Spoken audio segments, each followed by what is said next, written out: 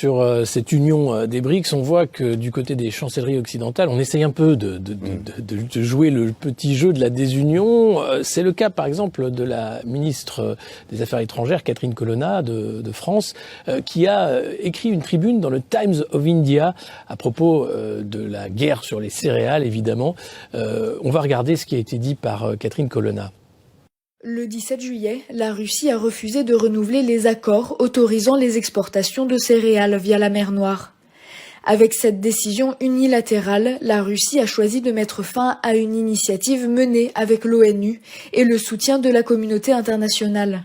Initiative qui a bénéficié aux pays les plus vulnérables et a permis au Programme alimentaire mondial de nourrir des milliers de personnes dans le besoin, à Djibouti, au Kenya, en Éthiopie, en Somalie, au Soudan et au Yémen. Ce sont les pays les plus vulnérables, ceux qui subissent déjà de plein fouet les conséquences de la guerre en Ukraine, qui paieront le plus lourd tribut à la rupture brutale de ces accords. Cet arrêt est irresponsable après une année 2022 terrible pour la sécurité alimentaire. Selon l'ONU, 735 millions de personnes dans le monde souffrent de faim et 1 personne sur 5 sur le continent africain. Alors, on voit bien, hein, le but de cette tribune est de semer la discorde au sein des BRICS, en montrant la Russie du doigt. Vous pensez quoi de cette tribune de la ministre des Affaires étrangères française? Je pense qu'elle sait jouer 2 instruments de musique remarquablement. D'abord les violons, on fait pleurer dans les chaumières, et le pipeau. On fait croire que ce serait la Russie qui poserait problème. Sauf qu'elle oublie que Poutine, en stoppant cet accord céréalier pour des raisons stratégiques et militaires, a immédiatement dit qu'il assurerait l'approvisionnement de ces pays-là, donc il ne les met pas en danger, parce qu'il n'a aucun intérêt politique à faire en sorte que ces pays se retrouvent dans une situation de détresse alimentaire qu'on a connue dans les années 80, et à l'époque, ils n'étaient pas très inquiets de voir que le Sahel mourait de faim. Donc cette posture-là est une posture clairement de tenter de diviser des gens qui commencent à s'unir, parce qu'ils sont dans une situation de blocage total. Ils se rendent compte que le monde non occidental ne les a pas suivis sur la guerre d'Ukraine, parce qu'ils ne sont pas concernés. Ils se rendent compte que leur pression ne fonctionne pas, donc ils font croire maintenant que les Russes font pression de façon illégitime, dans des conditions, comme elle le dit, précipitées, faire croire que c'était pas normal, que c'était barbare et que ça aurait des conséquences. Mais tout ça, c'est pas vrai. C'est de la politique, il n'y aura pas de conséquences.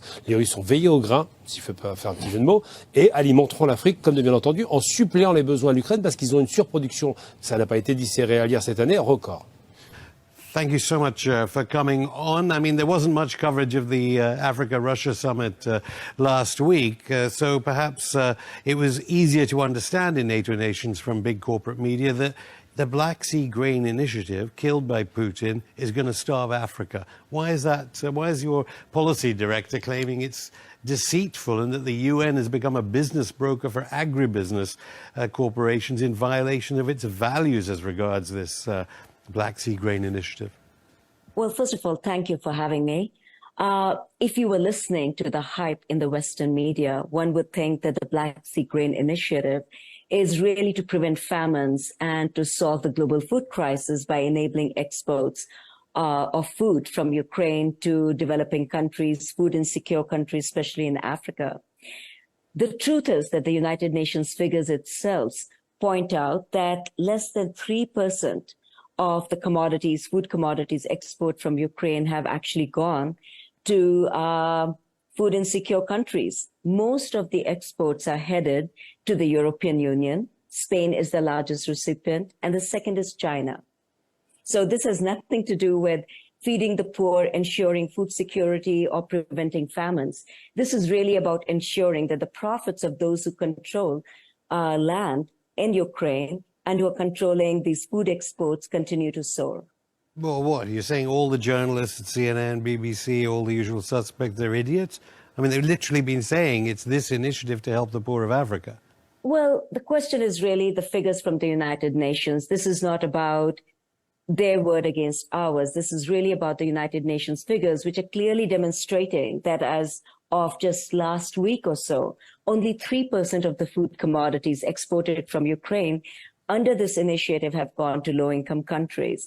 So I don't know if the journalists are being idiotic or just being careless and being lazy. At best, perhaps.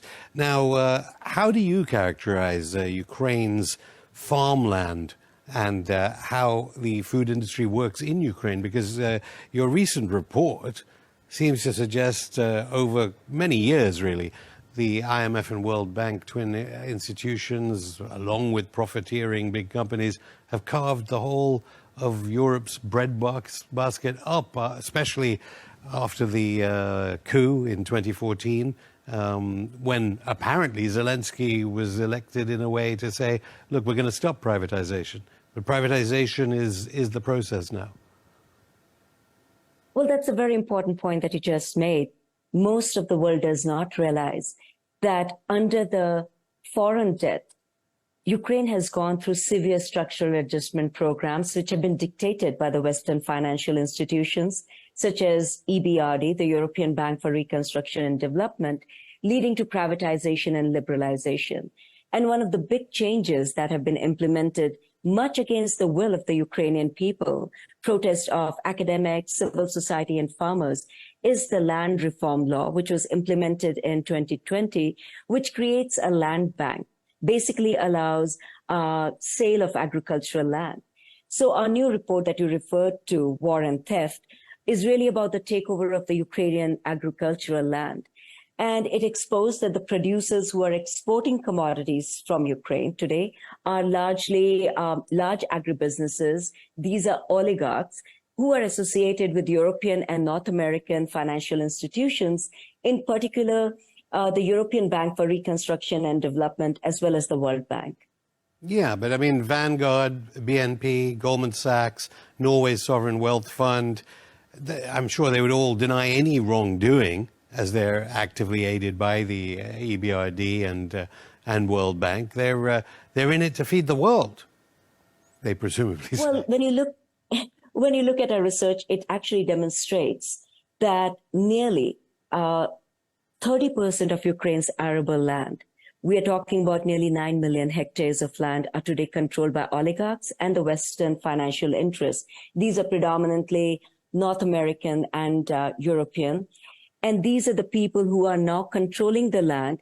The largest landholders, the oligarchs, are getting financial loans from Western financial interests. You're talking about U.S. pension funds. You're talking about foundation endowments being vested in this and investing in agricultural land in Ukraine through private equity funds such as PHC. Many have said that Zelensky is a puppet of oligarchs and Western capital, but the fact that he reinstated structural adjustment, privatization, austerity against the opposition, which of course now is banned in Ukraine, elections may well be banned for next year. I mean, is this evidence that Zelensky is a puppet, that he has reintroduced the structural adjustment? Or is it that, culturally, the way they persuade countries about EU integration is, look, you need to reform your processes, and this is the way forward, and then you'll be all happy like Western Europe?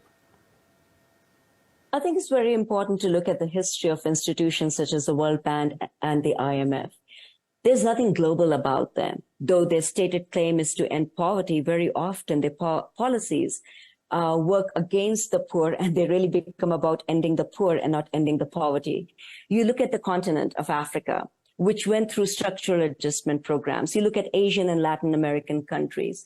Structural adjustment programs has been about decimating the livelihoods of the poor, decimating social services, while bolstering the interests of the corporations. This is what the liberalization agenda looks like.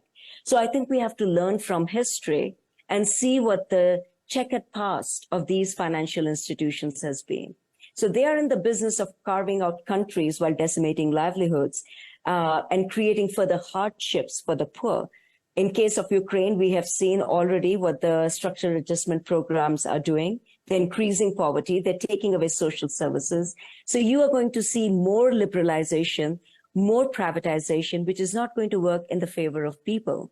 It is really about working in the favor of corporations. And as Western corporations control more and more of agricultural land, agribusinesses, we know what these policies are about.